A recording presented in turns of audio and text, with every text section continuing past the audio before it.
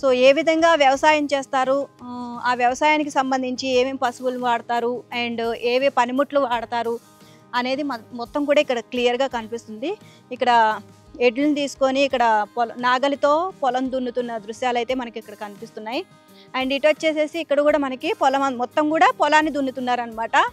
ఇదంతా కూడా అక్కడ అంతా మొత్తం కూడా ఈ చుట్టుపక్కల అంతా కూడా మనకి పొలం దున్నుతున్నాయి. అంటే మనకి వ్యవసాయం ఎలా చేస్తారు అనేది కూడా చూపిస్తున్నారు అనమాట. మనకి పల్లెటూరుకి వెళ్ళి చూస్తేనే మనకి ఆ పొలం అది పంట పొలాల్లో వ్యవసాయం ఎట్లా చేస్తారనేది తెలిసేది. కానీ మనకి ఇప్పుడు పట్టణంలోకి వచ్చిన తర్వాత అవేమి మనకు దృశ్యాలు అయితే కనిపించట్లేదు. ఇక రాను రాను కూడా అవి కనుమరుగైపోతాయి అని అనిపిస్తుంది.